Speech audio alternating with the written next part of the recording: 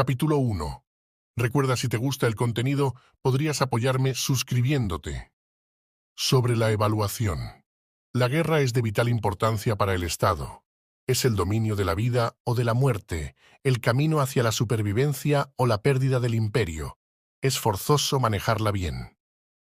No reflexionar seriamente sobre todo lo que le concierne es dar prueba de una culpable indiferencia en lo que respecta a la conservación o pérdida de lo que nos es más querido.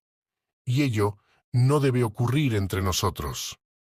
Hay que valorarla en términos de 5 factores fundamentales y hacer comparaciones entre diversas condiciones de los bandos rivales con vistas a determinar el resultado de la guerra. El primero de estos factores es la doctrina. El segundo, el tiempo.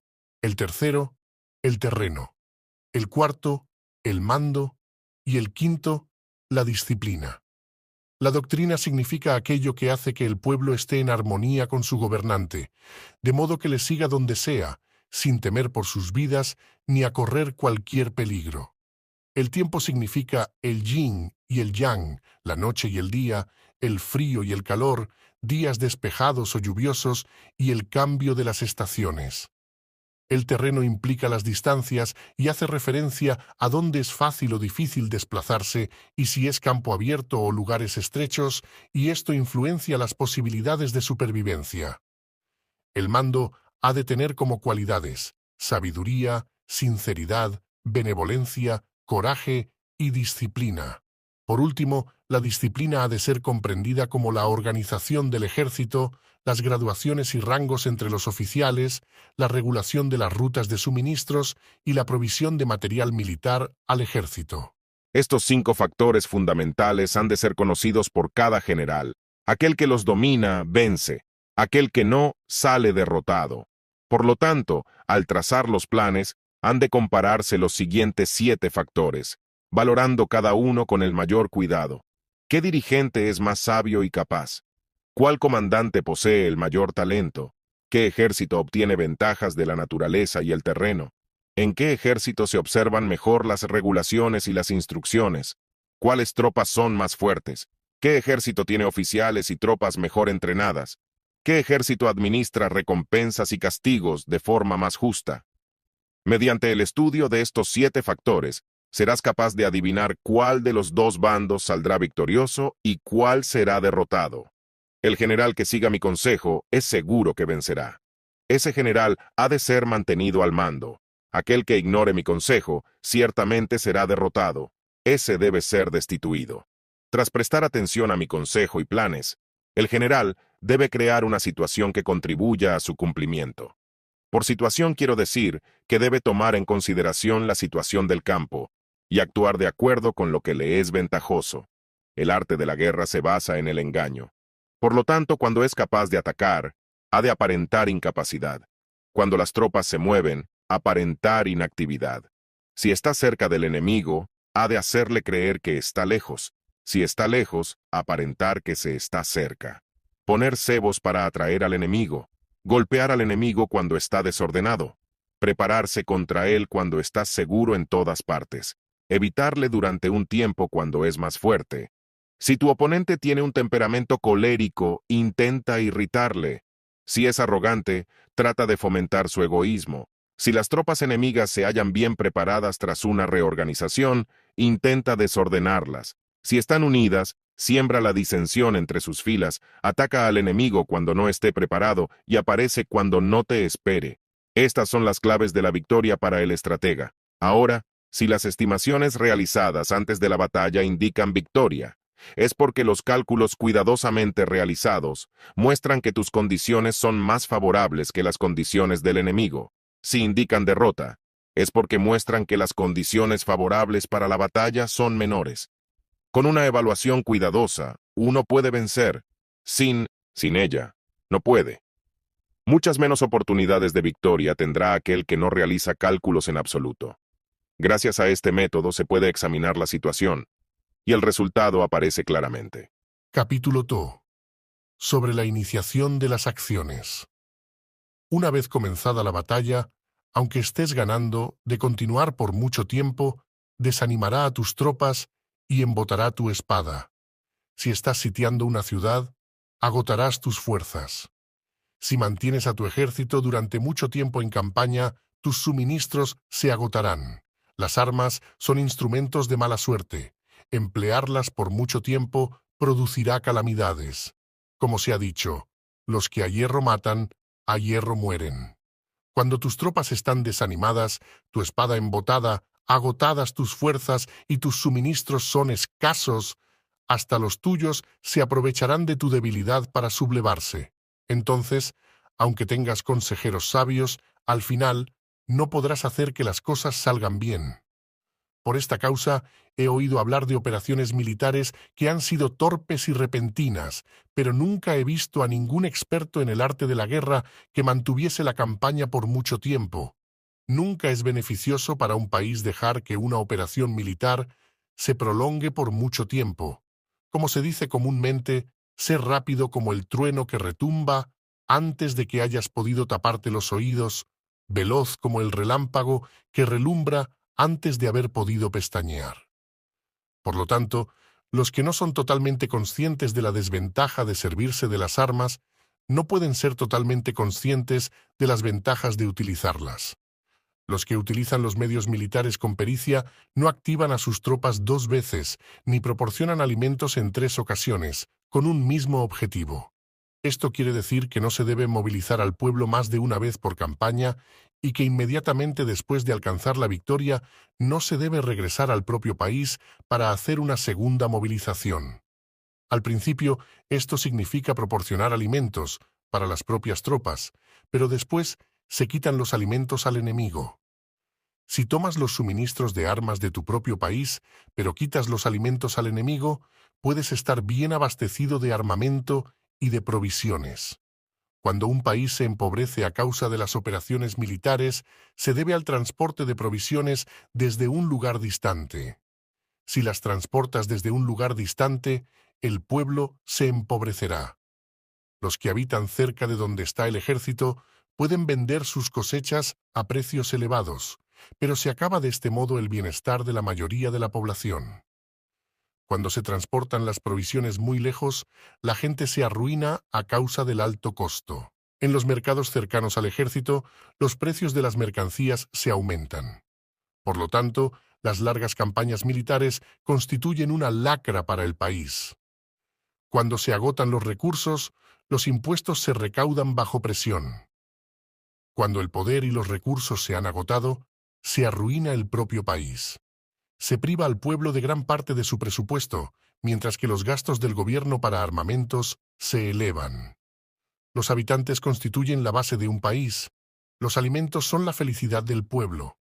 El príncipe debe respetar este hecho y ser sobrio y austero en sus gastos públicos. En consecuencia, un general inteligente lucha por desproveer al enemigo de sus alimentos. Cada porción de alimentos tomados al enemigo equivale a 20 que te suministras a ti mismo. Así pues, lo que arrasa al enemigo es la imprudencia, y la motivación de los tuyos es asumir los beneficios de los adversarios. Cuando recompenses a tus hombres con los beneficios que ostentaban los adversarios, los harás luchar por propia iniciativa, y así podrás tomar el poder y la influencia que tenía el enemigo. Es por esto por lo que se dice que donde hay grandes recompensas, hay hombres valientes. Por consiguiente, en una batalla de carros, recompensa primero al que tome al menos 10 carros. Si recompensas a todo el mundo, no habrá suficiente para todos. Así pues, ofrece una recompensa a un soldado para animar a todos los demás. Cambia sus colores de los soldados enemigos hechos prisioneros, utilízalos mezclados con los tuyos. Trata bien a los soldados y préstales atención. Los soldados prisioneros deben ser bien tratados para conseguir que en el futuro luchen para ti. A esto se llama vencer al adversario e incrementar por añadidura tus propias fuerzas. Si utilizas al enemigo para derrotar al enemigo, serás poderoso en cualquier lugar a donde vayas. Así pues, lo más importante en una operación militar es la victoria y no la persistencia. Esta última no es beneficiosa. Un ejército es como el fuego. Si no lo apagas, se consumirá por sí mismo. Por lo tanto, sabemos que quien está a la cabeza del ejército está a cargo de las vidas de los habitantes y de la seguridad de la nación. Capítulo 3. Sobre las proposiciones de la victoria y la derrota. Recuerda, si te gusta el contenido, podrías apoyarme suscribiéndote. Como regla general, es mejor conservar a un enemigo intacto que destruirlo, capturar a sus soldados para conquistarlos y dominar a sus jefes. Un general decía: practica las artes marciales, calcula la fuerza de tus adversarios, haz que pierdan su ánimo y dirección, de manera que aunque el ejército enemigo esté intacto, sea inservible. Esto es ganar sin violencia. Si destruyes al ejército enemigo y matas a sus generales, asaltas sus defensas disparando, reúnes a una muchedumbre y usurpas un territorio, todo esto es ganar por la fuerza. Por esto, los que ganan todas las batallas no son realmente profesionales. Los que consiguen que se rindan impotentes los ejércitos ajenos sin luchar son los mejores maestros del arte de la guerra. Los guerreros superiores atacan mientras los enemigos están proyectando sus planes. Luego, deshacen sus alianzas. Por eso, un gran emperador decía: el que lucha por la victoria frente a espadas desnudas no es un buen general. La peor táctica es atacar a una ciudad. Asediar, acorralar a una ciudad solo se lleva a cabo como último recurso. Emplea no menos de 3 meses en preparar tus artefactos y otros 3 para coordinar los recursos para tu asedio. Nunca se debe atacar por cólera y con prisas. Es aconsejable tomarse tiempo en la planificación y coordinación del plan. Por lo tanto, un verdadero maestro de las artes marciales vence a otras fuerzas enemigas sin batalla, conquista a otras ciudades sin asediarlas y destruye a otros ejércitos sin emplear mucho tiempo. Un maestro experto en las artes marciales deshace los planes de los enemigos, estropea sus relaciones y alianzas, le corta los suministros o bloquea su camino, venciendo mediante estas tácticas sin necesidad de luchar. Es imprescindible luchar contra todas las facciones enemigas para obtener una victoria completa, de manera que su ejército no quede acuartelado y el beneficio sea total. Esta es la ley del asedio estratégico. La victoria completa se produce cuando el ejército no lucha. La ciudad no es asediada, la destrucción no se prolonga durante mucho tiempo, y en cada caso el enemigo es vencido por el empleo de la estrategia. Así pues, la regla de la utilización de la fuerza es la siguiente. Si tus fuerzas son 10 veces superiores a las del adversario, rodéalo. Si son 5 veces superiores, atácalo. Si son 2 veces superiores, divídelo. Si tus fuerzas son iguales en número, lucha si te es posible. Si tus fuerzas son inferiores, mantente continuamente en guardia, pues el más pequeño fallo te acarrearía las peores consecuencias. Trata de mantenerte al abrigo y evita en lo posible un enfrentamiento abierto con él. La prudencia y la firmeza de un pequeño número de personas pueden llegar a cansar y a dominar incluso a numerosos ejércitos. Este consejo se aplica en los casos en que todos los factores son equivalentes. Si tus fuerzas están en orden mientras que las suyas están inmersas en el caos, si tú y tus fuerzas están con ánimo y ellos desmoralizados, entonces, aunque sean más numerosos, puedes entrar en batalla. Si tus soldados, tus fuerzas, tu estrategia y tu valor son menores que las de tu adversario, entonces debes retirarte y buscar una salida. En consecuencia, si el bando más pequeño es obstinado, cae prisionero del bando más grande.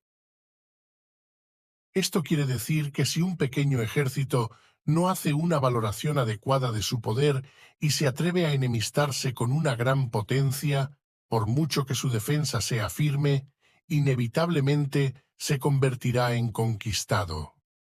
Si no puedes ser fuerte pero tampoco sabes ser débil, serás derrotado. Los generales son servidores del pueblo. Cuando su servicio es completo, el pueblo es fuerte.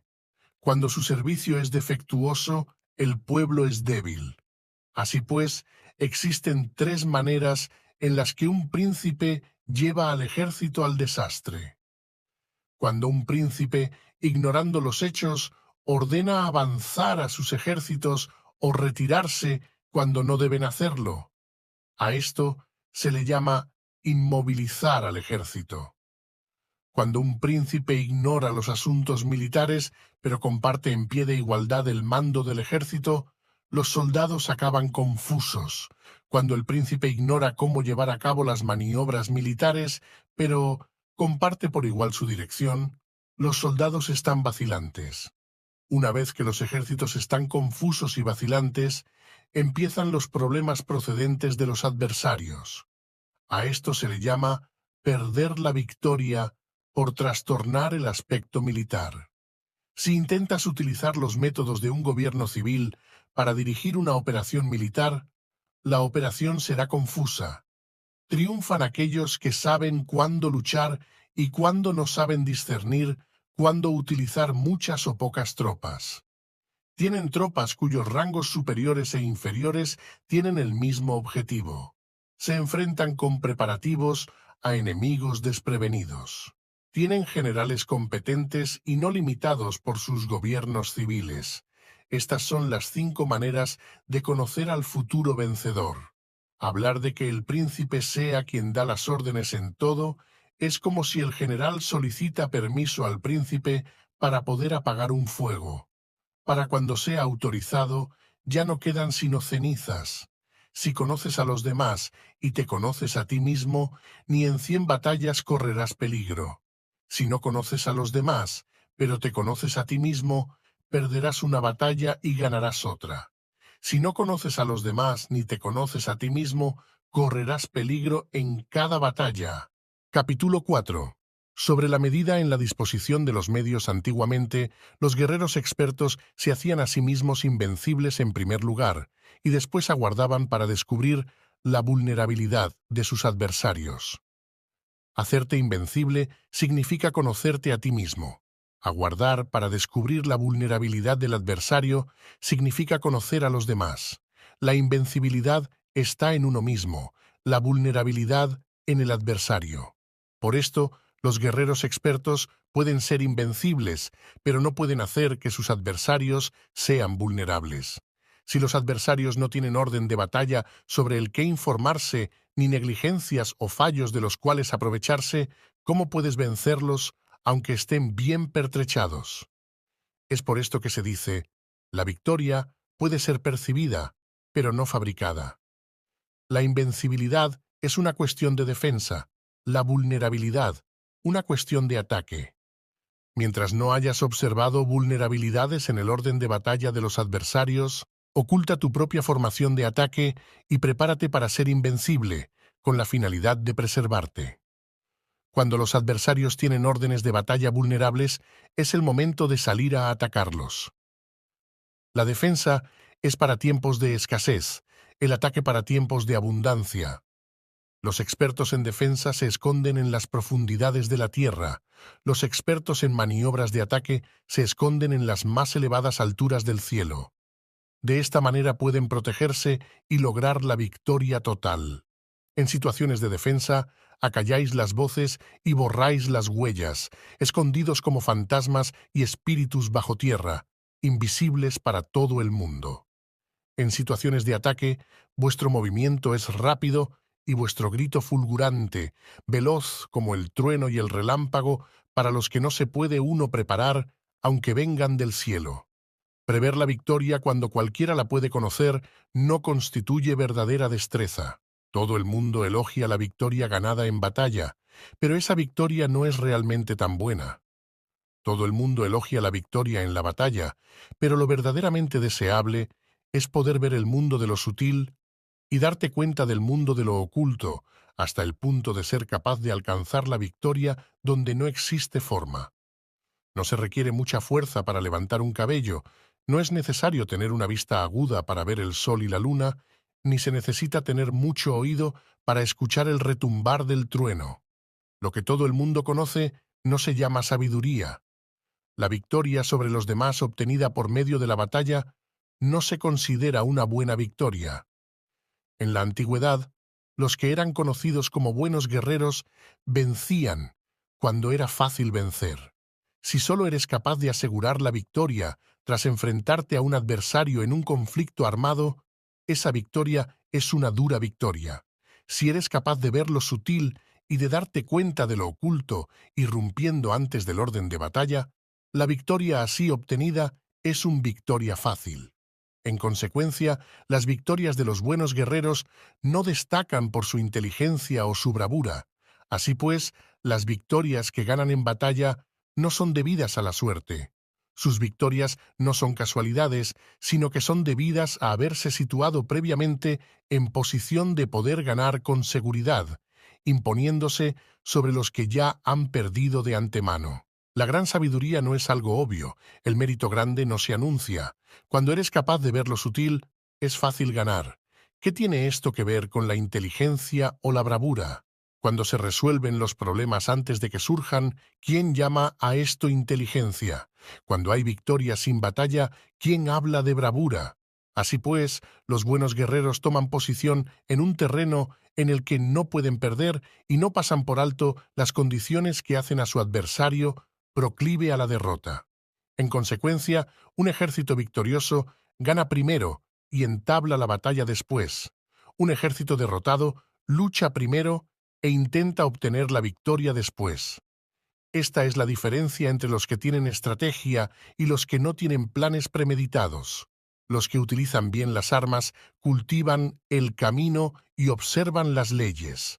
Así pueden gobernar prevaleciendo sobre los corruptos, servirse de la armonía para desvanecer la oposición, no atacar un ejército inocente, no hacer prisioneros o tomar botín por donde pasa el ejército, no cortar los árboles ni contaminar los pozos, limpiar y purificar los templos de las ciudades y montañas del camino que atraviesas, no repetir los errores de una civilización decadente, a todo esto se llama el camino y las leyes. Cuando el ejército está estrictamente disciplinado, hasta el punto en que los soldados morirían antes que desobedecer las órdenes, y las recompensas y los castigos merecen confianza y están bien establecidos, cuando los jefes y oficiales son capaces de actuar de esta forma, pueden vencer a un príncipe enemigo corrupto. Las reglas militares son 5: medición, valoración, cálculo, comparación y victoria. El terreno da lugar a las mediciones, estas dan lugar a las valoraciones a los cálculos, estos a las comparaciones, y las comparaciones dan lugar a las victorias. Mediante las comparaciones de las dimensiones, puedes conocer dónde se halla la victoria o la derrota. En consecuencia, un ejército victorioso es como 1 kilo comparado con 1 gramo.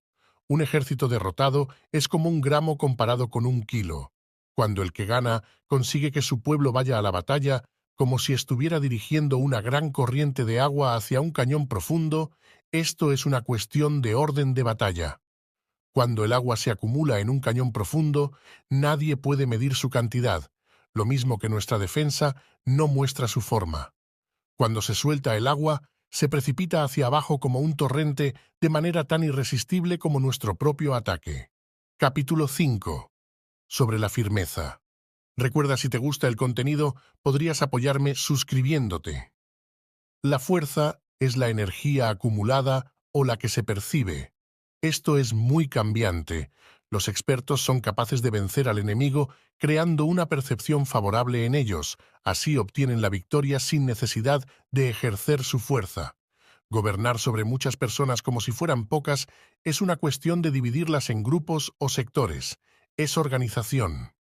Batallar contra un gran número de tropas como si fueran pocas es una cuestión de demostrar la fuerza, símbolos y señales. Se refiere a lograr una percepción de fuerza y poder en la oposición. En el campo de batalla se refiere a las formaciones y banderas utilizadas para desplegar las tropas y coordinar sus movimientos. Lograr que el ejército sea capaz de combatir contra el adversario sin ser derrotado es una cuestión de emplear métodos ortodoxos o heterodoxos. La ortodoxia y la heterodoxia no son algo fijo, sino que se utilizan como un ciclo. Un emperador que fue con un famoso guerrero y administrador hablaba de manipular las percepciones de los adversarios sobre lo que es ortodoxo y heterodoxo y después atacar inesperadamente, combinando ambos métodos hasta convertirlo en uno, volviéndose así indefinible para el enemigo. Que el efecto de las fuerzas sea como el de piedras arrojadas sobre huevos es una cuestión de lleno y vacío. Cuando induces a los adversarios a atacarte en tu territorio, su fuerza siempre está vacía, en desventaja. Mientras que no compitas en lo que son los mejores, tu fuerza siempre estará llena. Atacar lo vacío con lo lleno es como arrojar piedras sobre huevos, de seguro se rompen. Cuando se entabla una batalla de manera directa, la victoria se gana por sorpresa. El ataque directo es ortodoxo. El ataque indirecto es heterodoxo. Solo hay dos clases de ataques en la batalla, el extraordinario por sorpresa y el directo ordinario, pero sus variantes son innumerables. Lo ortodoxo y lo heterodoxo se originan recíprocamente, como un círculo sin comienzo ni fin. ¿Quién podría agotarlos? Cuando la velocidad del agua que fluye alcanza el punto en el que puede mover las piedras, esta es la fuerza directa. Cuando la velocidad y maniobrabilidad del halcón es tal que puede atacar y matar, esto es precisión. Lo mismo ocurre con los guerreros expertos. Su fuerza es rápida, su precisión certera. Su fuerza es como disparar una catapulta, su precisión es dar en el objetivo previsto y causar el efecto esperado. El desorden llega del orden, la cobardía surge del valor, la debilidad brota de la fuerza.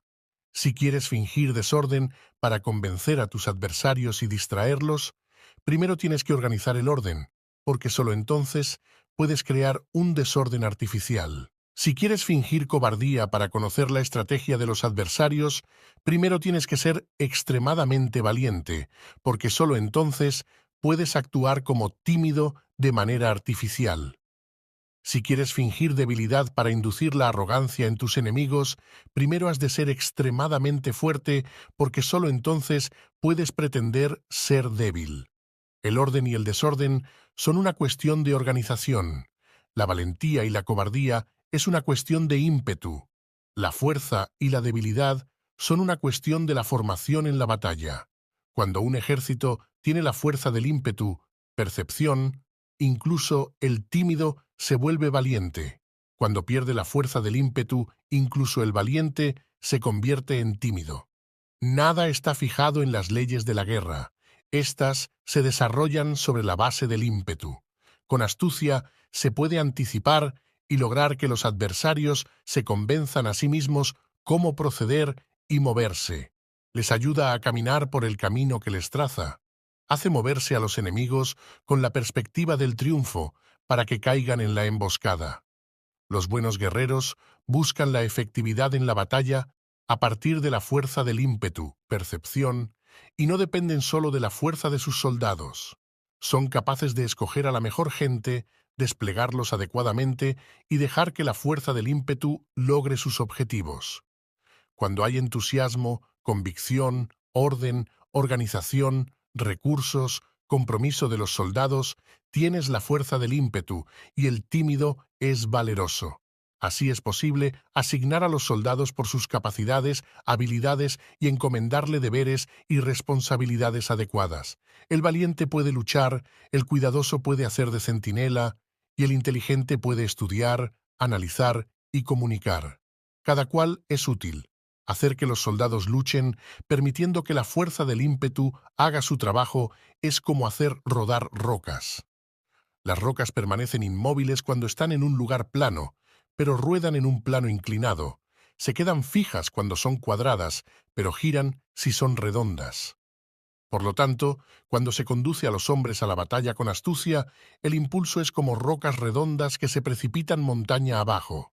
Esta es la fuerza que produce la victoria. Capítulo 6. Sobre lo lleno y lo vacío. Los que anticipan, se preparan y llegan primero al campo de batalla y esperan al adversario están en posición descansada. Los que llegan los últimos al campo de batalla, los que improvisan y entablan la lucha, quedan agotados.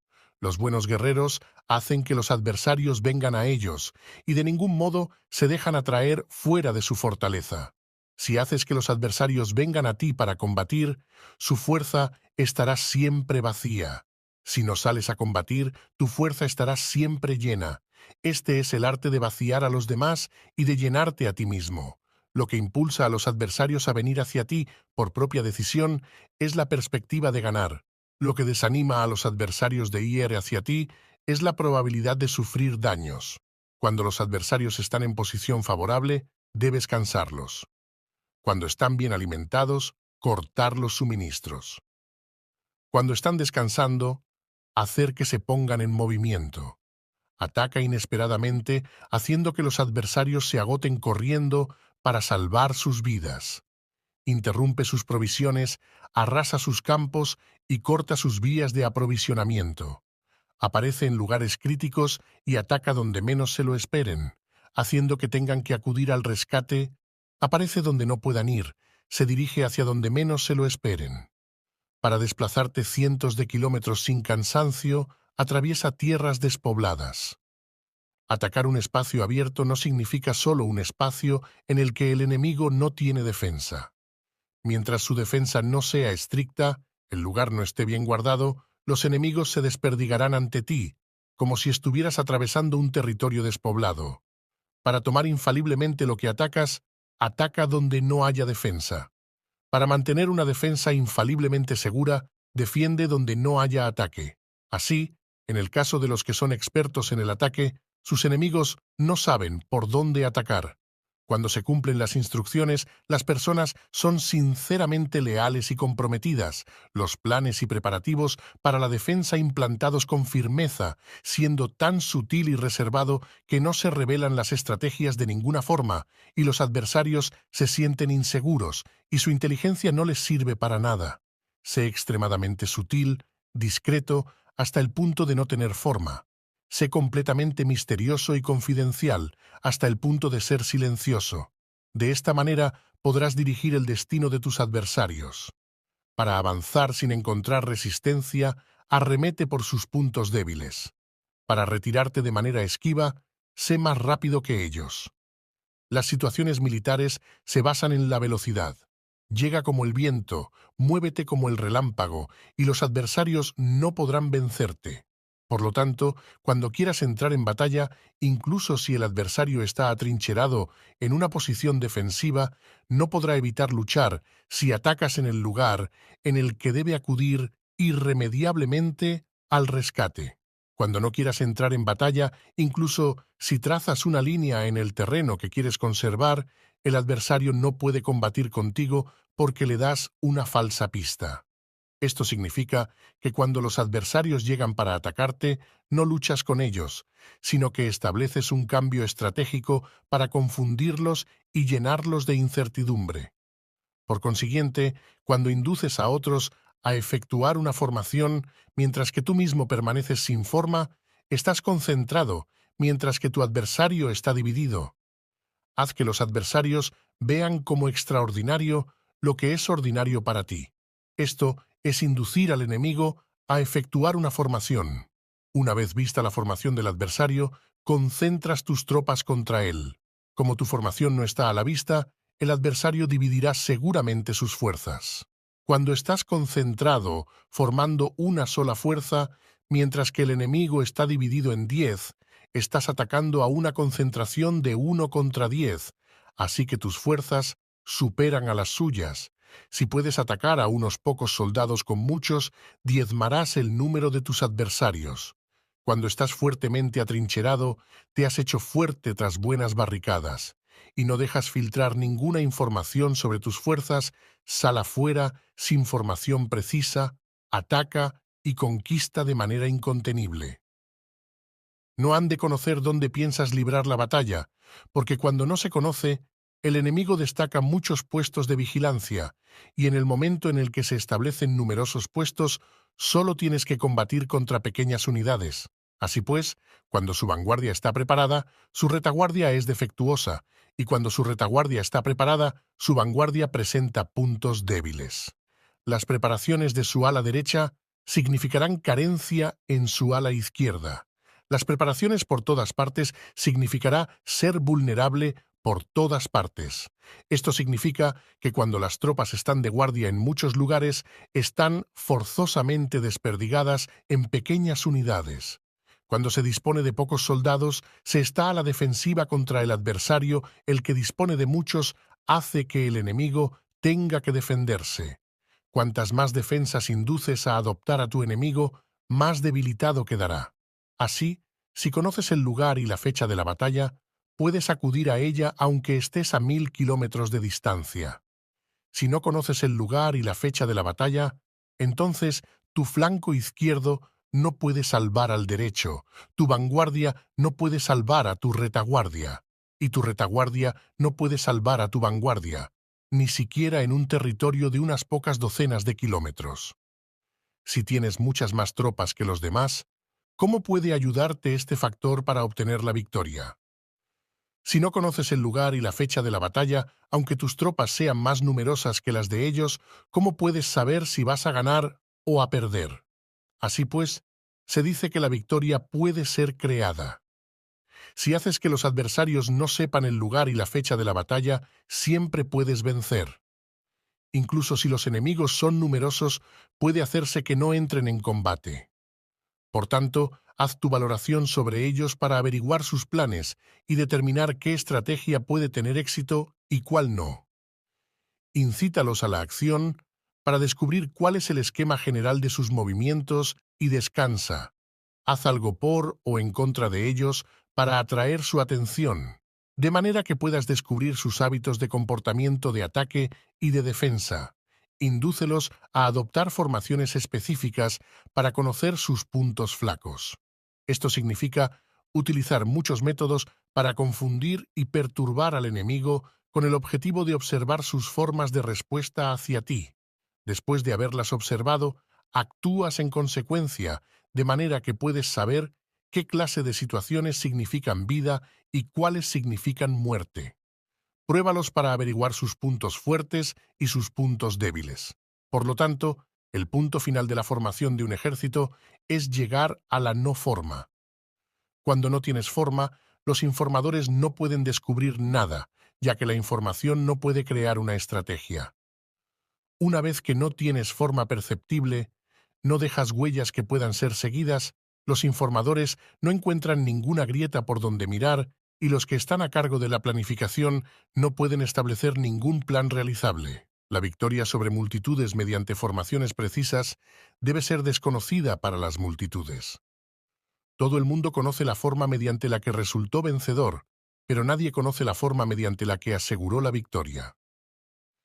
En consecuencia, la victoria en la guerra no es repetitiva, sino que adapta su forma continuamente. Determinar los cambios apropiados significa no repetir las estrategias previas para obtener la victoria.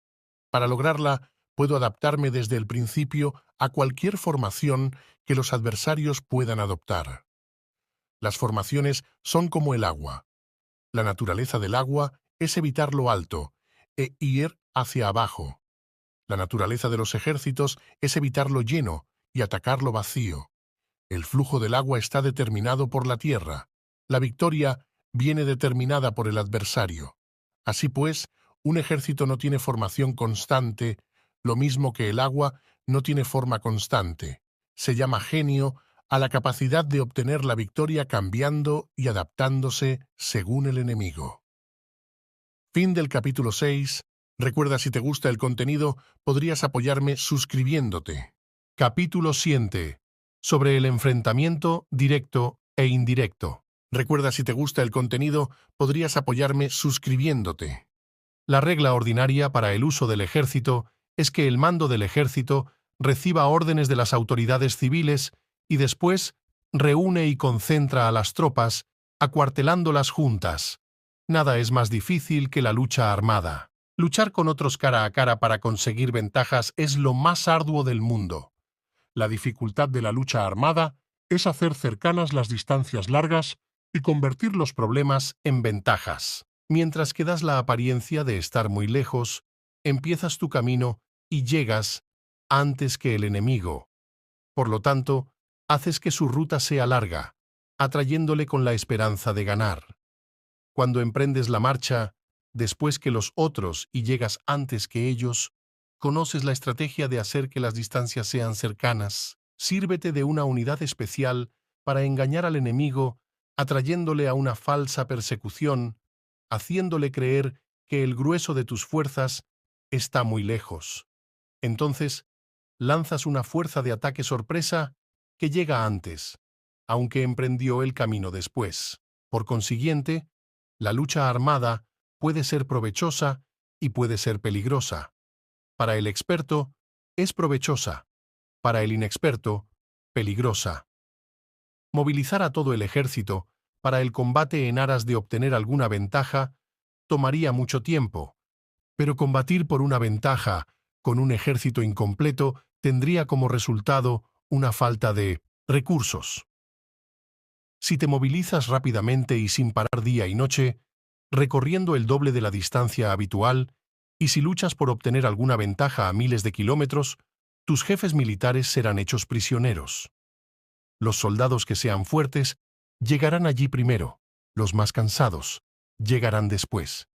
Como regla general, solo lo conseguirá 1 de cada 10. Cuando la ruta es larga, las tropas se cansan. Si han gastado su fuerza en la movilización, llegan agotadas, mientras que sus adversarios están frescos.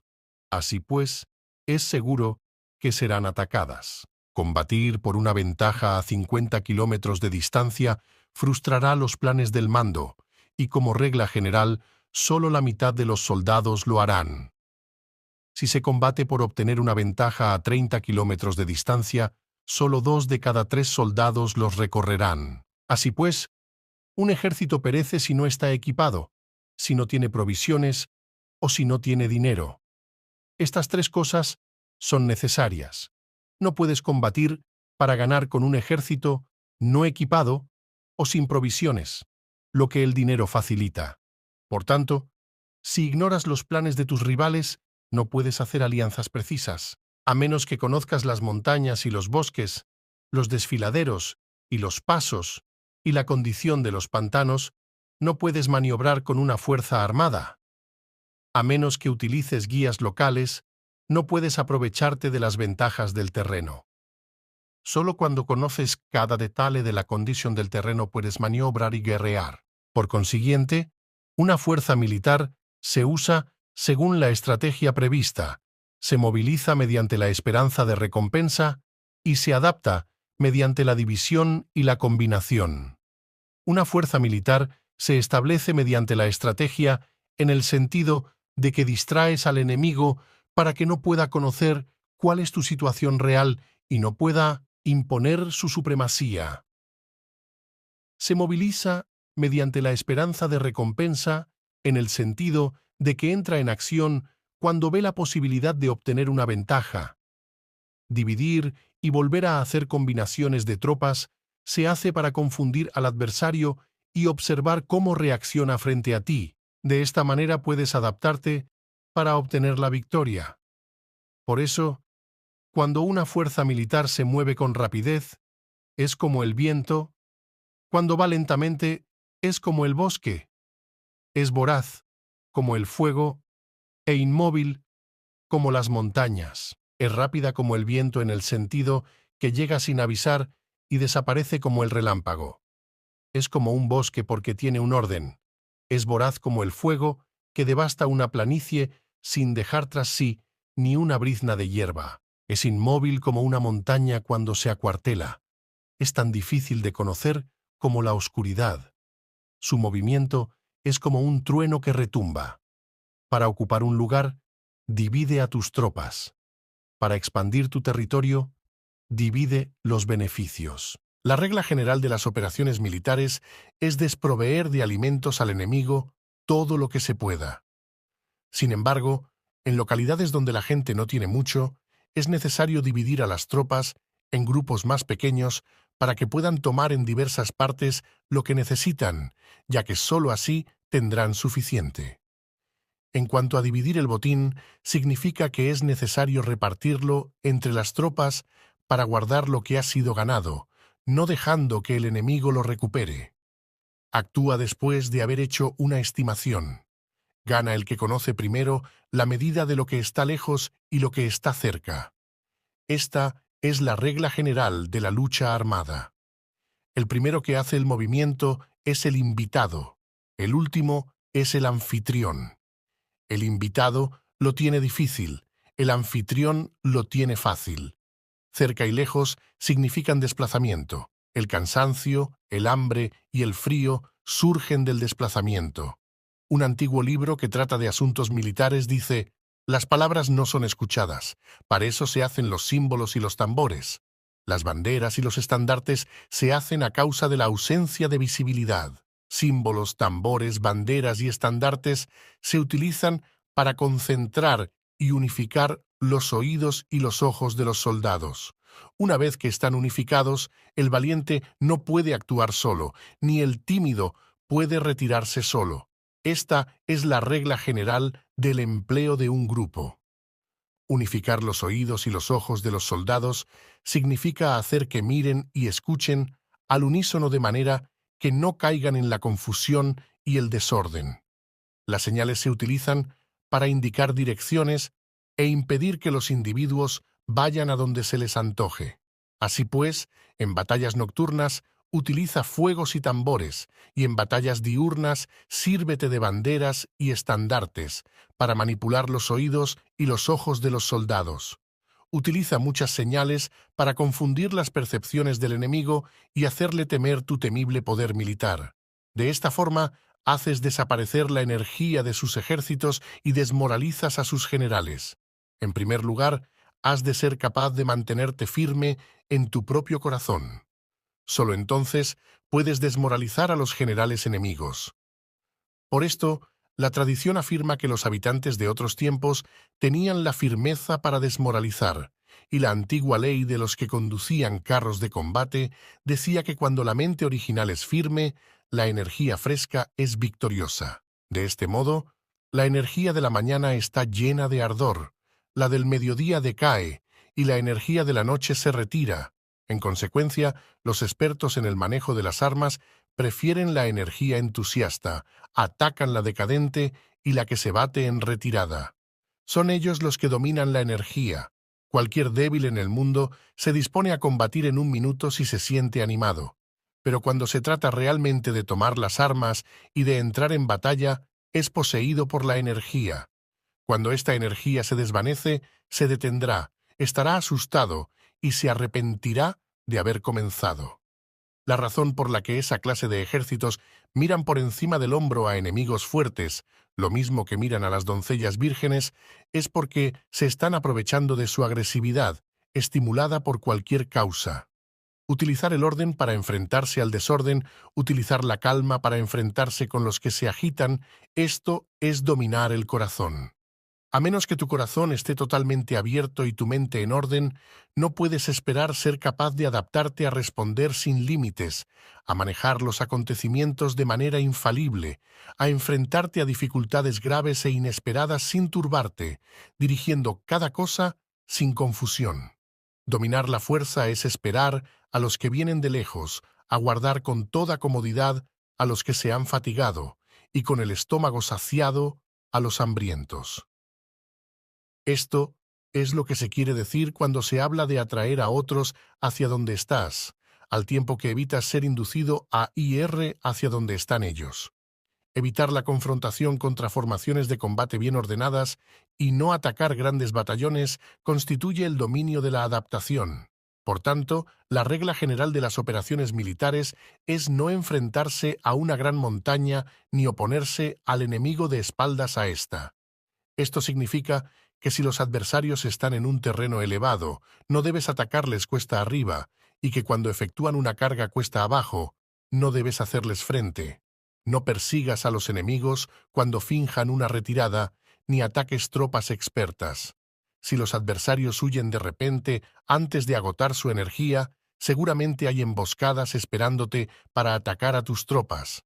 En este caso, debes retener a tus oficiales para que no se lancen en su persecución. No consumas la comida de sus soldados. Si el enemigo abandona de repente sus provisiones, éstas han de ser probadas antes de ser comidas, por si están envenenadas. No detengas a ningún ejército que esté en camino a su país. Bajo estas circunstancias, un adversario luchará hasta la muerte. Hay que dejarle una salida a un ejército rodeado. Muéstrales una manera de salvar la vida para que no estén dispuestos a luchar hasta la muerte y así podrás aprovecharte para atacarles. No presiones a un enemigo desesperado. Un animal agotado seguirá luchando, pues esa es la ley de la naturaleza. Estas son las leyes de las operaciones militares. Fin del capítulo 7. Capítulo 8. Sobre los 9 cambios. Por lo general, las operaciones militares están bajo el del gobernante civil para dirigir al ejército. El general no debe levantar su campamento en un terreno difícil. Deja que se establezcan relaciones diplomáticas en las fronteras. No permanezcas en un territorio árido ni aislado. Cuando te halles en un terreno cerrado, prepara alguna estrategia y muévete. Cuando te halles en un terreno mortal, lucha. Terreno cerrado significa que existen lugares escarpados que te rodean por todas partes, de manera que el enemigo tiene movilidad, que puede llegar e irse con libertad, pero a ti te es difícil salir y volver. Cada ruta debe ser estudiada para que sea la mejor. Hay rutas que no debes usar, ejércitos que no han de ser atacados, ciudades que no deben ser rodeadas, terrenos sobre los que no se debe combatir, y órdenes de gobernantes civiles que no deben ser obedecidas. En consecuencia, los generales que conocen las variables posibles para aprovecharse del terreno saben cómo manejar las fuerzas armadas. Si los generales no saben cómo adaptarse de manera ventajosa, aunque conozcan la condición del terreno, no pueden aprovecharse de él. Si están al mando de ejércitos, pero ignoran las artes de la total adaptabilidad, aunque conozcan el objetivo a lograr, no pueden hacer que los soldados luchen por él. Si eres capaz de ajustar la campaña, cambiar conforme al ímpetu de las fuerzas, entonces la ventaja no cambia, y los únicos que son perjudicados son los enemigos. Por esta razón, no existe una estructura permanente. Si puedes comprender totalmente este principio, puedes hacer que los soldados actúen en la mejor forma posible. Por lo tanto, las consideraciones de la persona inteligente siempre incluyen el analizar objetivamente el beneficio y el daño. Cuando considera el beneficio, su acción se expande. Cuando considera el daño, sus problemas pueden resolverse. El beneficio y el daño son interdependientes y los sabios los tienen en cuenta. Por ello, lo que retiene a los adversarios es el daño, lo que les mantiene ocupados es la acción, y lo que les motiva es el beneficio. Cansa a los enemigos manteniéndolos ocupados y no dejándoles respirar. Pero antes de lograrlo, tienes que realizar previamente tu propia labor. Esa labor consiste en desarrollar un ejército fuerte, un pueblo próspero, una sociedad armoniosa y una manera ordenada de vivir. Así pues, la norma general de las operaciones militares consiste en no contar con que el enemigo no acuda, sino confiar en tener los medios de enfrentarte a él. No contar con que el adversario no ataque, sino confiar en poseer lo que no puede ser atacado. Si puedes recordar siempre el peligro cuando estás a salvo y el caos en tiempos de orden, permanece atento al peligro y al caos mientras no tengan todavía forma y evítalos antes de que se presenten. Esta es la mejor estrategia de todas. Por esto, existen 5 rasgos que son peligrosos en los generales. Los que están dispuestos a morir pueden perder la vida. Los que quieren preservar la vida pueden ser hechos prisioneros. Los que son dados a los apasionamientos irracionales pueden ser ridiculizados. Los que son muy puritanos pueden ser deshonrados. Los que son compasivos pueden ser turbados. Si te presentas en un lugar que con toda seguridad los enemigos se precipitarán a defender, las personas compasivas se apresurarán invariablemente a rescatar a sus habitantes, causándose a sí mismos problemas y cansancio. Estos son 5 rasgos que constituyen defectos en los generales y que son desastrosos para las operaciones militares. Los buenos generales son de otra manera, se comprometen hasta la muerte, pero no se aferran a la esperanza de sobrevivir. Actúan de acuerdo con los acontecimientos, en forma racional y realista, sin dejarse llevar por las emociones ni estar sujetos a quedar confundidos. Cuando ven una buena oportunidad, son como tigres, en caso contrario cierran sus puertas. Su acción y su no acción son cuestiones de estrategia y no pueden ser complacidos ni enfadados. Fin del capítulo 8. Recuerda, si te gusta el contenido, podrías apoyarme suscribiéndote. Capítulo 9. Sobre la distribución de los medios. Recuerda, si te gusta el contenido, podrías apoyarme suscribiéndote.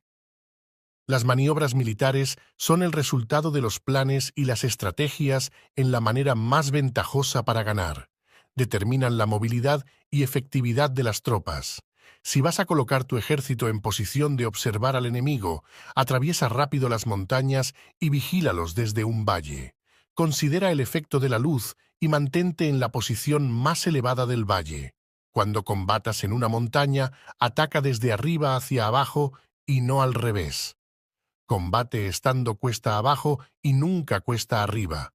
Evita que el agua divida tus fuerzas, aléjate de las condiciones desfavorables lo antes que te sea posible. No te enfrentes a los enemigos dentro del agua. Es conveniente dejar que pasen la mitad de sus tropas y en ese momento dividirlas y atacarlas. No te sitúes río abajo, no camines en contra de la corriente ni en contra del viento.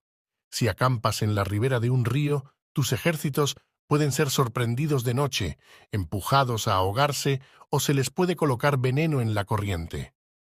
Tus barcas no deben ser amarradas corriente abajo para impedir que el enemigo aproveche la corriente lanzando sus barcas contra ti. Si atraviesas pantanos, hazlo rápidamente. Si te encuentras frente a un ejército en medio de un pantano, permanece cerca de sus plantas acuáticas o respaldado por los árboles. En una llanura, toma posiciones desde las que sea fácil maniobrar, manteniendo las elevaciones del terreno detrás y a tu derecha, estando las partes más bajas delante y las más altos detrás. Generalmente, un ejército prefiere un terreno elevado y evita un terreno bajo, aprecia la luz y detesta la oscuridad. Los terrenos elevados son estimulantes y, por lo tanto, la gente se halla a gusto en ellos. Además, son convenientes para adquirir la fuerza del ímpetu. Los terrenos bajos son húmedos, lo cual provoca enfermedades y dificulta el combate. Cuida de la salud física de tus soldados con los mejores recursos disponibles. Cuando no existe la enfermedad en un ejército, se dice que éste es invencible. Donde haya montículos y terraplenes, sitúate en su lado soleado, manteniéndolos siempre a tu derecha y detrás. Colocarse en la mejor parte del terreno es ventajoso para una fuerza militar. La ventaja en una operación militar consiste en aprovecharse de todos los factores beneficiosos del terreno. Cuando llueve río arriba y la corriente trae consigo la espuma, si quieres cruzarlo, espera a que escampe. Siempre que un terreno presente barrancos infranqueables, lugares cerrados, trampas, riesgos, grietas y prisiones naturales, debes abandonarlo rápidamente y no acercarte a él. En lo que a mí concierne, siempre me mantengo alejado de estos accidentes del terreno, de manera que los adversarios estén más cerca que yo de ellos. Doy la cara a estos accidentes, de manera que queden a espaldas del enemigo. Entonces estás en situación ventajosa, y él tiene condiciones desfavorables. Cuando un ejército se está desplazando, si atraviesa territorios montañosos con muchas corrientes de agua y pozos, o pantanos cubiertos de juncos, o bosques vírgenes llenos de árboles y vegetación, es imprescindible escudriñarlos totalmente y con cuidado, ya que estos lugares ayudan a las emboscadas y a los espías. Es esencial bajar del caballo y escudriñar el terreno por si existen tropas escondidas para tenderte una emboscada. También podría ser que hubiera espías al acecho observándote y escuchando tus instrucciones y movimientos. Cuando el enemigo está cerca, pero permanece en calma, quiere decir que se halla en una posición fuerte. Cuando está lejos, pero intenta provocar hostilidades, quiere que avances. Si además su posición es accesible, eso quiere decir que le es favorable. Si un adversario no conserva la posición que le es favorable por las condiciones del terreno y se sitúa en otro lugar conveniente, debe ser porque existe alguna ventaja táctica para obrar de esta manera. Si se mueven los árboles, es que el enemigo se está acercando. Si hay obstáculos entre los matorrales, es que has tomado un mal camino. La idea de poner muchos obstáculos entre la maleza es hacerte pensar que existen tropas emboscadas escondidas en medio de ella. Si los pájaros alzan el vuelo, hay tropas emboscadas en el lugar. Si los animales están asustados, existen tropas atacantes. Si se elevan columnas de polvo altas y espesas, hay carros que se están acercando. Si son bajas y anchas, se acercan soldados a pie. Humaredas esparcidas significan que se está cortando leña. Pequeñas polvaredas que van y vienen indican que hay que levantar el campamento. Si los emisarios del enemigo pronuncian palabras humildes mientras que éste incrementa sus preparativos de guerra, esto quiere decir que va a avanzar. Cuando se pronuncian palabras altisonantes y se avanza ostentosamente, es señal de que el enemigo se va a retirar. Si sus emisarios vienen con palabras humildes, envía espías para observar al enemigo y comprobarás que está aumentando sus preparativos de guerra. Cuando los carros ligeros salen en primer lugar y se sitúan en los flancos, están estableciendo un frente de batalla. Si los emisarios llegan pidiendo la paz sin firmar un tratado, significa que están tramando algún complot. Si el enemigo dispone rápidamente a sus carros en filas de combate, es que está esperando refuerzos. No se precipitarán para un encuentro ordinario si no entienden que les ayudará, o debe haber una fuerza que se halla a distancia y que es esperada en un determinado momento para unir sus tropas y atacarte. Conviene anticipar, prepararse inmediatamente para esta eventualidad. Si la mitad de sus tropas avanza y la otra mitad retrocede, es que el enemigo piensa atraerte a una trampa. El enemigo está fingiendo en este caso confusión y desorden para incitarte a que avances. Si los soldados enemigos se apoyan unos en otros, es que están hambrientos. Si los aguadores beben en primer lugar, es que las tropas están sedientas. Si el enemigo ve una ventaja pero no la aprovecha, es que está cansado. Si los pájaros se reúnen en el campo enemigo, es que el lugar está vacío. Si hay pájaros sobrevolando una ciudad, el ejército ha huido. Si se producen llamadas nocturnas, es que los soldados enemigos están atemorizados. Tienen miedo y están inquietos, y por eso se llaman unos a otros. Si el ejército no tiene disciplina, esto quiere decir que el general no es tomado en serio. Si los estandartes se mueven, es que está sumido en la confusión. Las señales se utilizan para unificar el grupo. Así pues, si se desplaza de acá para allá sin orden ni concierto, significa que sus filas están confusas. Si sus emisarios muestran irritación, significa que están cansados. Si matan sus caballos para obtener carne, es que los soldados carecen de alimentos. Cuando no tienen marmitas y no vuelven a su campamento, son enemigos completamente desesperados. Si se producen murmuraciones, faltas de disciplina y los soldados hablan mucho entre sí, quiere decir que se ha perdido la lealtad de la tropa. Las murmuraciones describen la expresión de los verdaderos sentimientos. Las faltas de disciplina indican problemas con los superiores. Cuando el mando ha perdido la lealtad de las tropas, los soldados se hablan con franqueza entre sí sobre los problemas con sus superiores. Si se otorgan numerosas recompensas, es que el enemigo se halla en un callejón sin salida.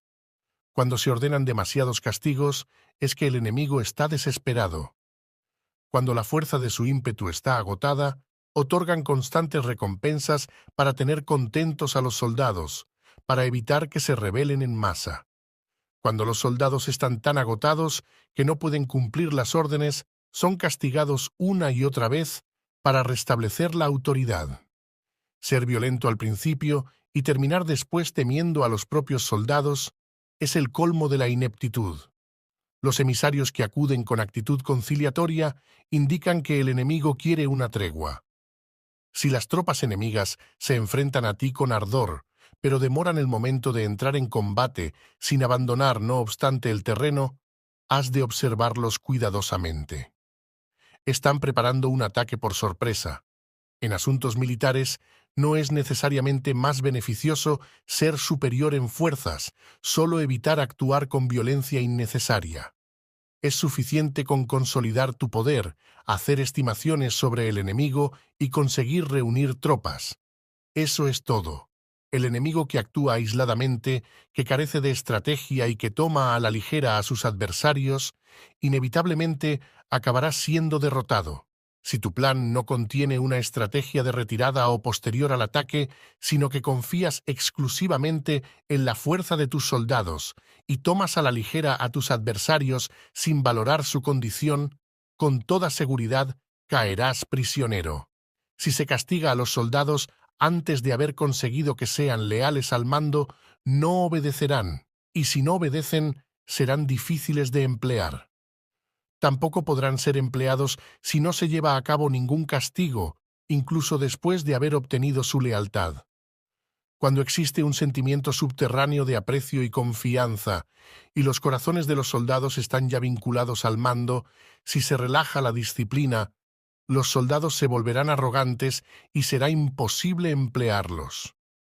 Por lo tanto, dirígelos mediante el arte civilizado y unifícalos mediante las artes marciales.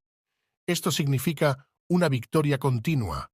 Arte civilizado significa humanidad, y artes marciales significan reglamentos. Mándalos con humanidad y benevolencia, unifícalos de manera estricta y firme. Cuando la benevolencia y la firmeza son evidentes, es posible estar seguro de la victoria. Cuando las órdenes se dan de manera clara, sencilla y consecuente a las tropas, éstas las aceptan. Cuando las órdenes son confusas, contradictorias y cambiantes, las tropas no las aceptan o no las entienden. Cuando las órdenes son razonables, justas, sencillas, claras y consecuentes, existe una satisfacción recíproca entre el líder y el grupo. Fin del capítulo 9. Capítulo 10. Sobre la topografía. Algunos terrenos son fáciles, otros difíciles, algunos neutros, otros estrechos, accidentados o abiertos. Cuando el terreno sea accesible, sé el primero en establecer tu posición, eligiendo las alturas soleadas, una posición que sea adecuada para transportar los suministros. Así tendrás ventaja cuando libres la batalla. Cuando estés en un terreno difícil de salir, estás limitado. En este terreno, si tu enemigo no está preparado, puedes vencer si sigues adelante, pero si el enemigo está preparado y sigues adelante, tendrás muchas dificultades para volver de nuevo a él, lo cual jugará en contra tuya. Cuando es un terreno desfavorable para ambos bandos, se dice que es un terreno neutro. En un terreno neutro, incluso si el adversario te ofrece una ventaja, no te aproveches de ella. Retírate, induciendo a salir a la mitad de las tropas enemigas, y entonces caes sobre él aprovechándote de esta condición favorable. En un terreno estrecho, si eres el primero en llegar, debes ocuparlo totalmente y esperar al adversario. Si él llega antes, no lo persigas si bloquea los desfiladeros. Persíguelos solo si no los bloquea. En terreno accidentado, si eres el primero en llegar, debes ocupar sus puntos altos y soleados y esperar al adversario. Si éste los ha ocupado antes, retírate y no lo persigas. En un terreno abierto, la fuerza del ímpetu se encuentra igualada, y es difícil provocarle a combatir de manera desventajosa para él. Entender estas 6 clases de terreno es la responsabilidad principal del general, y es imprescindible considerarlos. Estas son las configuraciones del terreno. Los generales que las ignoran salen derrotados. Así pues, entre las tropas están las que huyen, las que se retraen, las que se derrumban, las que se rebelan y las que son derrotadas. Ninguna de estas circunstancias constituyen desastres naturales, sino que son debidas a los errores de los generales. Las tropas que tienen el mismo ímpetu, pero que atacan en proporción de 1 contra 10, salen derrotadas. Los que tienen tropas fuertes, pero cuyos oficiales son débiles, quedan retraídos. Los que tienen soldados débiles al mando de oficiales fuertes se verán en apuros. Cuando los oficiales superiores están encolerizados y son violentos y se enfrentan al enemigo por su cuenta y por despecho, y cuando los generales ignoran sus capacidades, el ejército se desmoronará. Como norma general, para poder vencer al enemigo, todo el mando militar debe tener una sola intención y todas las fuerzas militares deben cooperar. Cuando los generales son débiles y carecen de autoridad, cuando las órdenes no son claras, cuando oficiales y soldados no tienen solidez y las formaciones son anárquicas, se produce revuelta. Los generales que son derrotados son aquellos que son incapaces de calibrar a los adversarios, entran en combate con fuerzas superiores en número o mejor equipadas, y no seleccionan a sus tropas según los niveles de preparación de las mismas. Si empleas soldados sin seleccionar a los preparados de los no preparados, a los arrojados y a los timoratos, te estás buscando tu propia derrota. Estas son las 6 maneras de ser derrotado. La comprensión de estas situaciones es la responsabilidad suprema de los generales y deben ser consideradas. La primera es no calibrar el número de fuerzas.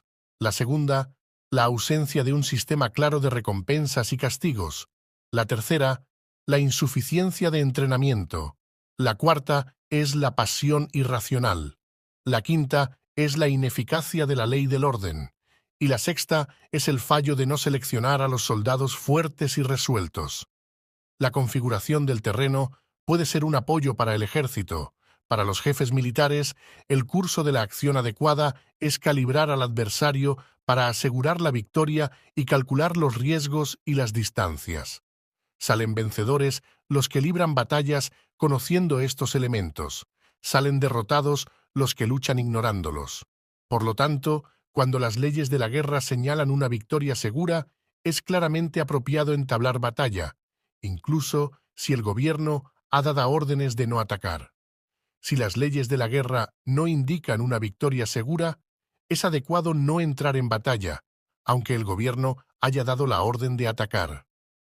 De este modo se avanza sin pretender la gloria, se ordena la retirada sin evitar la responsabilidad, con el único propósito de proteger a la población y en beneficio también del gobierno. Así se rinde un servicio valioso a la nación. Avanzar y retirarse en contra de las órdenes del gobierno no se hace por interés personal, sino para salvaguardar las vidas de la población y en auténtico beneficio del gobierno. Servidores de esta talla son muy útiles para un pueblo. Mira por tus soldados como miras por un recién nacido. Así estarán dispuestos a seguirte hasta los valles más profundos. Cuida de tus soldados como cuidas de tus queridos hijos y morirán gustosamente contigo. Pero si eres tan amable con ellos que no los puedes utilizar, si eres tan indulgente que no les puedes dar órdenes, tan informal que no puedes disciplinarlos, tus soldados serán como niños mimados y, por lo tanto, inservibles. Las recompensas no deben utilizarse solas, ni debe confiarse solamente en los castigos. En caso contrario, las tropas, como niños mimosos, se acostumbran a disfrutar o a quedar resentidas por todo. Esto es dañino y los vuelve inservibles. Si sabes que tus soldados son capaces de atacar, pero ignoras si el enemigo es invulnerable a un ataque, tienes solo la mitad de posibilidades de ganar. Si sabes que tu enemigo es vulnerable a un ataque, pero ignoras si tus soldados son capaces de atacar, solo tienes la mitad de posibilidades de ganar. Si sabes que el enemigo es vulnerable a un ataque y tus soldados pueden llevarlo a cabo, pero ignoras si la condición del terreno es favorable para la batalla, tienes la mitad de probabilidades de vencer. Por lo tanto, los que conocen las artes marciales no pierden el tiempo cuando efectúan sus movimientos, ni se agotan cuando atacan. Debido a esto, se dice que cuando te conoces a ti mismo y conoces a los demás, la victoria no es un peligro. Cuando conoces el cielo y la tierra, la victoria es inagotable. Fin del capítulo 10. Capítulo 11. Recuerda, si te gusta el contenido, podrías apoyarme suscribiéndote. Sobre las 9 clases de terreno. Conforme a las leyes de las operaciones militares, existen 9 clases de terreno. Si intereses locales luchan entre sí en su propio territorio, a este se le llama terreno de dispersión. Cuando los soldados están apegados a su casa y combaten cerca de su hogar, pueden ser dispersados con facilidad. Cuando penetras en un territorio ajeno, pero no lo haces en profundidad, a este se le llama territorio ligero. Esto significa que los soldados pueden regresar fácilmente. El territorio que puede resultarte ventajoso si lo tomas y ventajoso al enemigo si es él quien lo conquista, se llama terreno clave. Un terreno de lucha inevitable es cualquier enclave defensivo o paso estratégico. Un territorio igualmente accesible para ti y para los demás se llama terreno de comunicación. El territorio que está rodeado por 3 territorios rivales y es el primero en proporcionar libre acceso a él a todo el mundo se llama terreno de intersección. El terreno de intersección es aquel en el que convergen las principales vías de comunicación uniéndolas entre sí. Sé el primero en ocuparlo y la gente tendrá que ponerse de tu lado. Si lo obtienes, te encuentras seguro. Si lo pierdes, corres peligro. Cuando penetras en profundidad en un territorio ajeno y dejas detrás muchas ciudades y pueblos, a este terreno se le llama difícil. Es un terreno del que es difícil regresar. Cuando atraviesas montañas boscosas, desfiladeros abruptos u otros accidentes difíciles de atravesar, a esto se le llama terreno desfavorable. Cuando el acceso es estrecho y la salida es tortuosa, de manera que una pequeña unidad enemiga puede atacarte, aunque tus tropas sean más numerosas, a este se le llama terreno cercado. Si eres capaz de una gran adaptación, puedes atravesar este territorio. Si solo puedes sobrevivir en un territorio luchando con rapidez, y si es fácil morir si no lo haces, a este se le llama terreno mortal. Las tropas que se encuentran en un terreno mortal están en la misma situación que si se encontraran en una barca que se hunde o en una casa ardiendo. Así pues, no combatas en un terreno de dispersión, no te detengas en un terreno ligero, no ataques en un terreno clave, ocupado por el enemigo, no dejes que tus tropas sean divididas en un terreno de comunicación. En terrenos de intersección, establece comunicaciones. En terrenos difíciles, entra aprovisionado. En terrenos desfavorables, continúa marchando. En terrenos cercados, haz planes. En terrenos mortales, lucha. En un terreno de dispersión, los soldados pueden huir. Un terreno ligero es cuando los soldados han penetrado en territorio enemigo, pero todavía no tienen las espaldas cubiertas. Por eso, sus mentes no están realmente concentradas y no están listos para la batalla. No es ventajoso atacar al enemigo en un terreno clave. Lo que es ventajoso es llegar el primero a él. No debe permitirse que quede aislado el terreno de comunicación para poder servirse de las rutas de suministros. En terrenos de intersección estarás a salvo si estableces alianzas. Si las pierdes, te encontrarás en peligro. En terrenos difíciles, entrar aprovisionado significa reunir todo lo necesario para estar allí mucho tiempo. En terrenos desfavorables, ya que no puedes atrincherarte en ello, debes apresurarte a salir. En terrenos cercados, introduce tácticas sorpresivas. Si las tropas caen en un terreno mortal, todo el mundo luchará de manera espontánea. Por esto se dice, sitúa a las tropas en un terreno mortal y sobrevivirán. Los que eran antes considerados como expertos en el arte de la guerra eran capaces de hacer que el enemigo perdiera contacto entre su vanguardia y su retaguardia, la confianza entre las grandes y las pequeñas unidades, el interés recíproco para el bienestar de los diferentes rangos, el apoyo mutuo entre gobernantes y gobernados, el alistamiento de soldados y la coherencia de sus ejércitos. Estos expertos entraban en acción cuando les era ventajoso y se retenían en caso contrario. Introducían cambios para confundir al enemigo, atacándolos aquí y allá, aterrorizándolos y sembrando en ellos la confusión, de tal manera que no les daban tiempo para hacer planes. Se podría preguntar, cómo enfrentarse a fuerzas enemigas numerosas y bien organizadas que se dirigen hacia ti. La respuesta es quitarles en primer lugar algo que aprecien y después te escucharán.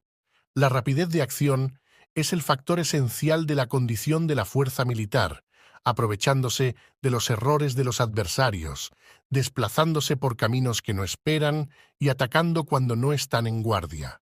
Esto significa que para aprovecharse de la falta de preparación, de visión y de cautela de los adversarios, es necesario actuar con rapidez, y que si dudas, esos errores no te servirán de nada. En una invasión, por regla general, cuanto más se adentran los invasores en el territorio ajeno, más fuertes se hacen, hasta el punto de que el gobierno nativo no puede ya expulsarlos. Escoge campos fértiles y las tropas tendrán suficiente para comer. Cuida de su salud y evita el cansancio, consolida su energía, aumenta su fuerza. Que los movimientos de tus tropas y la preparación de tus planes sean insondables. Consolida la energía más entusiasta de tus tropas, ahorra las fuerzas sobrantes, mantén en secreto tus formaciones y tus planes, permaneciendo insondable para los enemigos, y espera a que se produzca un punto vulnerable para avanzar. Sitúa a tus tropas en un punto que no tenga salida, de manera que tengan que morir antes de poder escapar. Porque, ante la posibilidad de la muerte, ¿qué no estarán dispuestas a hacer? Los guerreros dan entonces lo mejor de sus fuerzas. Cuando se hallan ante un grave peligro, pierden el miedo. Cuando no hay ningún sitio a donde ir, permanecen firmes. Cuando están totalmente implicados en un terreno, se aferran a él. Si no tienen otra opción, lucharán hasta el final. Por esta razón, los soldados están vigilantes sin tener que ser estimulados, se alistan sin tener que ser llamados a filas, son amistosos sin necesidad de promesas y se puede confiar en ellos sin necesidad de órdenes. Esto significa que cuando los combatientes se encuentran en peligro de muerte, sea cual sea su rango, todos tienen el mismo objetivo y por lo tanto están alertas sin necesidad de ser estimulados, tienen buena voluntad de manera espontánea y sin necesidad de recibir órdenes, y puede confiarse de manera natural en ellos sin promesas ni necesidad de jerarquía. Prohíbe los augurios para evitar las dudas, y los soldados nunca te abandonarán. Si tus soldados no tienen riquezas, no es porque las desdeñen. Si no tienen más longevidad, no es porque no quieran vivir más tiempo. El día en que se da la orden de marcha, los soldados lloran. Así pues, una operación militar preparada con pericia debe ser como una serpiente veloz, que contraataca con su cola cuando alguien le ataca por la cabeza, contraataca con la cabeza cuando alguien le ataca por la cola, y contraataca con cabeza y cola cuando alguien le ataca por el medio. Esta imagen representa el método de una línea de batalla que responde velozmente cuando es atacada. Un manual de 8 formaciones clásicas de batalla dice: haz del frente la retaguardia, haz de la retaguardia el frente, con 4 cabezas y 8 colas. Haz que la cabeza esté en todas partes, y cuando el enemigo arremeta por el centro, cabeza y cola acudirán al rescate. Puede preguntarse la cuestión de si es posible hacer que una fuerza militar sea como una serpiente rápida. La respuesta es afirmativa. Incluso las personas que se tienen antipatía, encontrándose en el mismo barco, se ayudarán entre sí en caso de peligro de zozobrar. Es la fuerza de la situación la que hace que esto suceda. Por esto, no basta con depositar la confianza en caballos atados y ruedas fijadas. Se atan los caballos para formar una línea de combate estable y se fijan las ruedas para hacer que los carros no se puedan mover. Pero aún así, esto no es suficientemente seguro ni se puede confiar en ello. Es necesario permitir que haya variantes a los cambios que se hacen, poniendo a los soldados en situaciones mortales, de manera que combatan de forma espontánea y se ayuden unos a otros codo con codo. Este es el camino de la seguridad y de la obtención de una victoria cierta. La mejor organización es hacer que se exprese el valor y mantenerlo constante. Tener éxito tanto con tropas débiles como con tropas aguerridas se basa en la configuración de las circunstancias. Si obtienes la ventaja del terreno, puedes vencer a los adversarios incluso con tropas ligeras y débiles. Cuánto más te sería posible si tienes tropas poderosas y aguerridas. Lo que hace posible la victoria a ambas clases de tropas es las circunstancias del terreno. Por lo tanto, los expertos en operaciones militares logran la cooperación de la tropa, de tal manera que dirigir un grupo es como dirigir a un solo individuo que no tiene más que una sola opción. Corresponde al general ser tranquilo, reservado, justo y metódico. Sus planes son tranquilos y absolutamente secretos para que nadie pueda descubrirlos. Su mando es justo y metódico, así que nadie se atreve a tomarlo a la ligera. Puede mantener a sus soldados sin información y en completa ignorancia de sus planes. Cambia sus acciones y revisa sus planes, de manera que nadie pueda reconocerlos. Cambia de lugar su emplazamiento y se desplaza por caminos sinuosos, de manera que nadie pueda anticiparse. Puedes ganar cuando nadie puede entender en ningún momento cuáles son tus intenciones. Dice un gran hombre: el principal engaño que se valora en las operaciones militares no se dirige solo a los enemigos, sino que empieza por las propias tropas para hacer que le sigan a uno sin saber a dónde van. Cuando un general fija una meta a sus tropas, es como el que sube a un lugar elevado y después retira la escalera. Cuando un general se adentra muy en el interior del territorio enemigo, está poniendo a prueba todo su potencial. Ha hecho quemar las naves a sus tropas y destruir sus casas, así las conduce como un rebaño y todos ignoran hacia dónde se encaminan. Incumbe a los generales reunir a los ejércitos y ponerlos en situaciones peligrosas. También han de examinar las adaptaciones a los diferentes terrenos, las ventajas de concentrarse o dispersarse, y las pautas de los sentimientos y situaciones humanas. Cuando se habla de ventajas y de desventajas de la concentración y de la dispersión, quiere decir que las pautas de los comportamientos humanos cambian según los diferentes tipos de terreno. En general, la pauta general de los invasores es unirse cuando están en el corazón del territorio enemigo, pero tienden a dispersarse cuando están en las franjas fronterizas. Cuando dejas tu territorio y atraviesas la frontera en una operación militar, te hallas en un terreno aislado. Cuando es accesible desde todos los puntos, es un terreno de comunicación. Cuando te adentras en profundidad, estás en un terreno difícil. Cuando penetras poco, estás en un terreno ligero.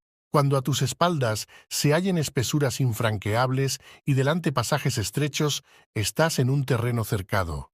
Cuando no haya ningún sitio a donde ir, se trata de un terreno mortal. Así pues, en un terreno de dispersión, yo unificaría las mentes de los soldados. En un terreno ligero, las mantendría en contacto. En un terreno clave, les haría apresurarse para tomarlo. En un terreno de intersección, prestaría atención a la defensa. En un terreno de comunicación, establecería sólidas alianzas. En un terreno difícil, aseguraría suministros continuados. En un terreno desfavorable, urgiría a mis tropas a salir rápidamente de él. En un terreno cercado, cerraría las entradas. En un terreno mortal, indicaría a mis tropas que no existe ninguna posibilidad de sobrevivir.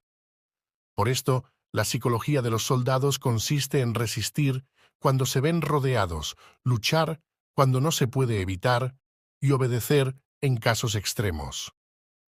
Hasta que los soldados no se ven rodeados, no tienen la determinación de resistir al enemigo hasta alcanzar la victoria. Cuando están desesperados, presentan una defensa unificada.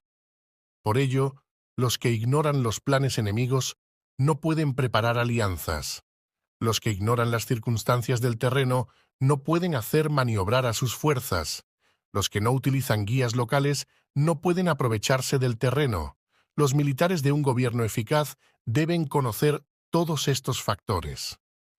Cuando el ejército de un gobierno eficaz ataca a un gran territorio, el pueblo no se puede unir.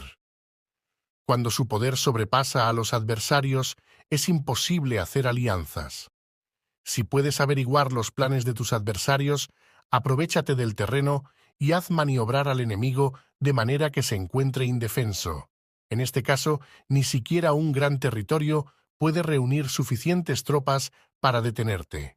Por lo tanto, si no luchas por obtener alianzas, ni aumentas el poder de ningún país, pero extiendes tu influencia personal amenazando a los adversarios, todo ello hace que el país y las ciudades enemigas sean vulnerables.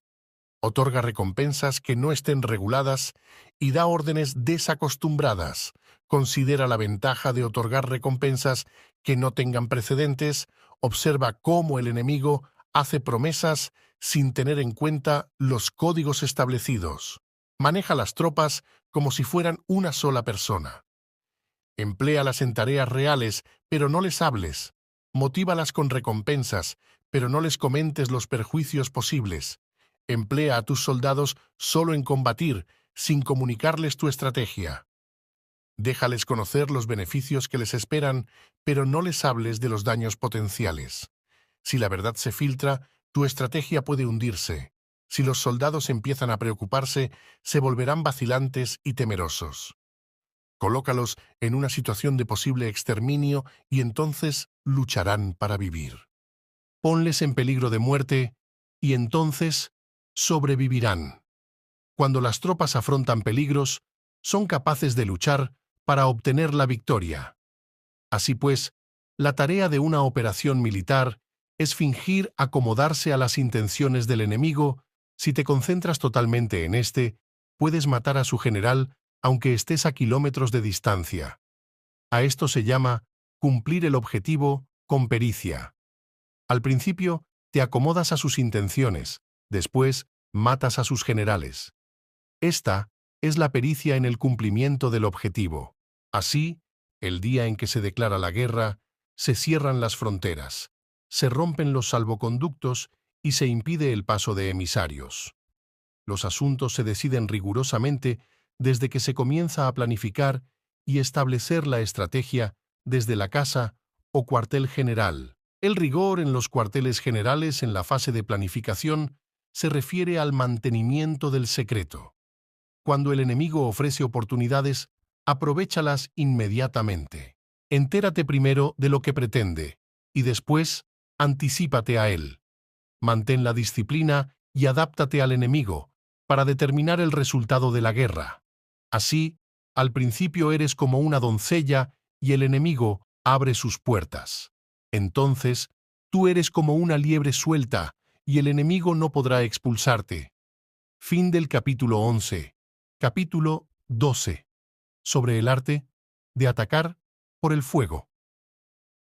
Existen 5 clases de ataques mediante el fuego: quemar a las personas, quemar los suministros, quemar el equipo, quemar los almacenes y quemar las armas. El uso del fuego tiene que tener una base y exige ciertos medios. Existen momentos adecuados para encender fuegos, concretamente cuando el tiempo es seco y ventoso. Normalmente, en ataques mediante el fuego, es imprescindible seguir los cambios producidos por este. Cuando el fuego está dentro del campamento enemigo, prepárate rápidamente desde fuera. Si los soldados se mantienen en calma cuando el fuego se ha declarado, espera y no ataques. Cuando el fuego alcance su punto álgido, síguelo, si puedes. Si no, espera. En general, el fuego se utiliza para sembrar la confusión en el enemigo y así poder atacarle. Cuando el fuego puede ser prendido en campo abierto, no esperes a hacerlo en su interior. Hazlo cuando sea oportuno. Cuando el fuego sea atizado por el viento, no ataques en dirección contraria a este. No es eficaz luchar contra el ímpetu del fuego porque el enemigo luchará en este caso hasta la muerte. Si ha soplado el viento durante el día, a la noche amainará. Un viento diurno cesará al anochecer. Un viento nocturno cesará al amanecer. Los ejércitos han de saber que existen variantes de las 5 clases de ataques mediante el fuego y adaptarse a estas de manera racional. No basta saber cómo atacar a los demás con el fuego, es necesario saber cómo impedir que los demás te ataquen a ti. Así pues, la utilización del fuego para apoyar un ataque significa claridad, y la utilización del agua para apoyar un ataque significa fuerza. El agua puede incomunicar, pero no puede arrasar. El agua puede utilizarse para dividir a un ejército enemigo, de manera que su fuerza se desuna y la tuya se fortalezca. Ganar combatiendo o llevar a cabo un asedio victorioso sin recompensar a los que han hecho méritos trae mala fortuna y se hace merecedor de ser llamado avaro. Por eso se dice que un gobierno esclarecido lo tiene en cuenta y que un buen mando militar recompensa el mérito. No moviliza a sus tropas cuando no hay ventajas que obtener, ni actúa cuando no hay nada que ganar, ni luchan cuando no existe peligro. Las armas son instrumentos de mal augurio y la guerra es un asunto peligroso. Es indispensable impedir una derrota desastrosa y, por lo tanto, no vale la pena movilizar un ejército por razones insignificantes. Las armas solo deben utilizarse cuando no existe otro remedio. Un gobierno no debe movilizar un ejército por ira y los jefes militares no deben provocar la guerra por cólera. Actúa cuando sea beneficioso. En caso contrario, desiste. La ira puede convertirse en alegría y la cólera puede convertirse en placer, pero un pueblo destruido no puede hacérsele renacer y la muerte no puede convertirse en vida. En consecuencia, un gobierno esclarecido presta atención a todo esto y un buen mando militar lo tiene en cuenta. Esta es la manera de mantener a la nación a salvo y de conservar intacto a su ejército. Fin del capítulo 12. Capítulo 13. Sobre la concordia y la discordia. Una operación militar significa un gran esfuerzo para el pueblo, y la guerra puede durar muchos años para obtener una victoria de un día. Así pues, fallar en conocer la situación de los adversarios por economizar en aprobar gastos para investigar y estudiar a la oposición es extremadamente inhumano, y no es típico de un buen jefe militar, de un consejero de gobierno, ni de un gobernante victorioso. Por lo tanto, lo que posibilita a un gobierno inteligente y a un mando militar sabio vencer a los demás y lograr triunfos extraordinarios con esa información esencial. La información previa no puede obtenerse de fantasmas ni espíritus, ni se puede tener por analogía, ni descubrir mediante cálculos. Debe obtenerse de personas que conozcan la situación del adversario. Existen 5 clases de espías: el espía nativo, el espía interno, el doble agente, el espía liquidable y el espía flotante. Cuando están activos todos ellos, nadie conoce sus rutas. A esto se le llama genio organizativo y se aplica al gobernante. Los espías nativos se contratan entre los habitantes de una localidad. Los espías internos se contratan entre los funcionarios enemigos. Los agentes dobles se contratan entre los espías enemigos. Los espías liquidables transmiten falsos datos a los espías enemigos. Los espías flotantes vuelven para traer sus informes. Entre los funcionarios del régimen enemigo se hallan aquellos con los que se puede establecer contacto y a los que se puede sobornar para averiguar la situación de su país y descubrir cualquier plan que se trame contra ti. También pueden ser utilizados para crear desavenencias y desarmonía. En consecuencia, nadie en las Fuerzas Armadas es tratado con tanta familiaridad como los espías, ni a nadie se le otorgan recompensas tan grandes como a ellos, ni hay asunto más secreto que el espionaje. Si no se trata bien a los espías, pueden convertirse en renegados y trabajar para el enemigo. No se pueden utilizar a los espías sin sagacidad y conocimiento. No puede uno servirse de espías sin humanidad y justicia. No se puede obtener la verdad de los espías sin sutileza. Ciertamente, es un asunto muy delicado. Los espías son útiles en todas partes. Cada asunto requiere un conocimiento previo. Si algún asunto de espionaje es divulgado antes de que el espía haya informado, éste y el que lo haya divulgado deben eliminarse. Siempre que quieras atacar a un ejército, asediar una ciudad o atacar a una persona, has de conocer previamente la identidad de los generales que la defienden, de sus aliados, sus visitantes, sus centinelas y de sus criados. Así pues, haz que tus espías averigüen todo sobre ellos. Siempre que vayas a atacar y a combatir, debes conocer primero los talentos de los servidores del enemigo, y así puedes enfrentarte a ellos según sus capacidades. Debes buscar a agentes enemigos que hayan venido a espiarte, sobornarlos e inducirlos a pasarse a tu lado, para poder utilizarlos como agentes dobles. Con la información obtenida de esta manera, puedes encontrar espías nativos y espías internos para contratarlos. Con la información obtenida de estos, puedes fabricar información falsa sirviéndote de espías liquidables. Con la información así obtenida, puedes hacer que los espías flotantes actúen según los planes previstos. Es esencial para un gobernante conocer las 5 clases de espionaje, y este conocimiento depende de los agentes dobles. Así pues, estos deben ser bien tratados. Así, solo un gobernante brillante o un general sabio que pueda utilizar a los más inteligentes para el espionaje puede estar seguro de la victoria. El espionaje es esencial para las operaciones militares, y los ejércitos dependen de él para llevar a cabo sus acciones. No será ventajoso para el ejército actuar sin conocer la situación del enemigo, y conocer la situación del enemigo no es posible sin el espionaje. Fin del capítulo 13.